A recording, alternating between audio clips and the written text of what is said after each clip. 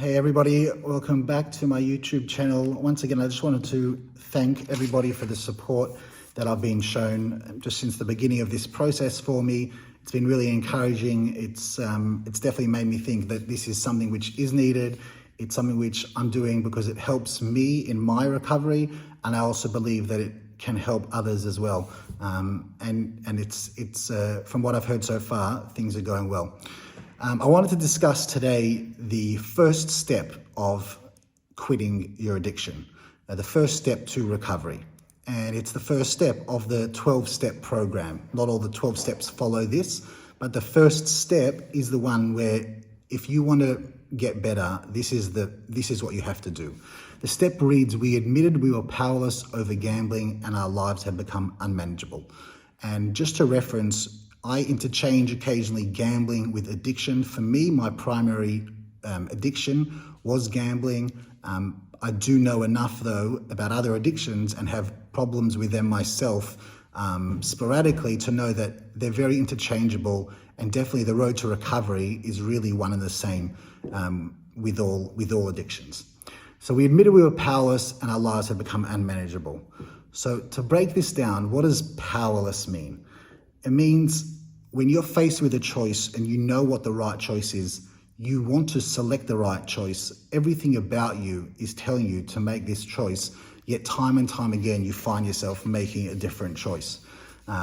It's past the point of, you're trying to hide things because other people don't want to find out about it. We're talking now about somebody that is gambling. They know that they're ruining their life. They know they're probably ruining their family's lives. And they've got to a point where they themselves, they know, I've tried many times to stop myself and it doesn't happen. Admitting you're powerless takes extreme courage. The normal thought process is that, courage and discipline comes from self-control. And that is true. But, we call this a disease because the disease is admitting that the way my brain works, I don't have self-control when it comes to gambling. Therefore, if I don't have self-control, what am I supposed to do? The second part is the life has become unmanageable. To talk about, what does unmanageable mean? If I played a game where I say select any part of my life and you selected one, I could explain how when I'm gambling, when I'm in addiction, it's worse. And when I'm in recovery, things are better. I'm a better husband, father, son, brother, friend, community member, relationships, all situations. I handle them better now in recovery than I did when I was in addiction. When all you ever wanted in your life was to be a father and take joy from your children's activities, to go watch a school play and have nachas from that, benefit from that, enjoy that. You want that to be where you get your happiness. But when you're at such places, in your mind, even if you're there physically, you're not there mentally because you're worried about, covering up this lie, covering up that lie. You're worried about when are you going to next be able to bet. There's so many things that are going through your mind that doesn't allow you to have the emotions and to have the relationships that you want to have.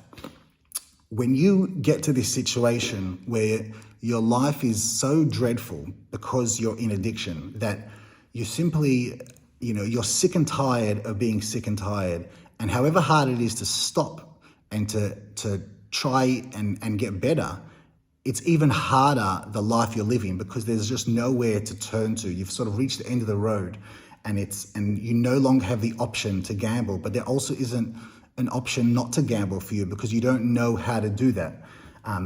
When you do that, it's the decision, relying on yourself, that hasn't worked. So what am I going to do? I'm powerless. When you're powerless, you take the decision out of your own hands. Therefore, the decision you're making is, I'm going to this 12-step program. Why? Because there are people at this program who have recovered, who are leading good lives. For me, myself, as smart as I think I am, and not every person, a lot of people, including myself, when they walk into 12-step meetings, they think they're the smartest person in the room. I went in there and I thought, these people are losers. I don't need to be here all the time. I'm going to be here for a few times and then I'm going to be fine. This is not for me. I don't need to admit that I have a real problem. It's, I can control it and move on with my life. And that's what you think it is until you really understand what step one is. And then step two is basically saying, okay, I'm giving up control and handing it over to a higher power, basically, a God of your understanding. And I want to get into that later. But the first thing you have to do is realize I can't do this on my own and I can't rely on my self-will because it hasn't worked before. The last thing I want to just mention in this video, which is very important, is the biggest barrier for recovery for people seeking, who are trying to help from addiction. The biggest barrier is actually this first step, because it's really, really hard on your own by yourself. You just want to try on self-will, and every time you tell yourself, I can do it, because to admit that you are an addict and to sort of label yourself that, it's really, really hard. When I talk about destigmatizing, it's, there's a stigma within myself, which I started off. Nobody wants to label themselves that. Nobody wants to have this as part of their life. You'd rather, things get better and forget about it. Unfortunately, you try to do that and you get bit back, because you realize you need a program like the 12-step program to lead a better life, to lead a good life. This is part of the reason I'm doing the video, because, the less stigma there is out there, the more people understand what someone needs when they are first trying to look for recovery, the more that people who are suffering understand that it's a courage to admit and to realize that you're powerless. It takes great courage. It's not courageous to keep on thinking that you can do something and it doesn't work out. Insanity is doing the same thing over and over again and expecting different results. I think I'll leave it for there for now. Thanks once again for all the support. If you have not, please subscribe, click like on the video. I welcome your comments, both on the video or personal. I'm happy for suggestions of topics. I do have quite a few in my head, but I'm happy to hear if there's anything that anybody wants to hear about. And have a great day.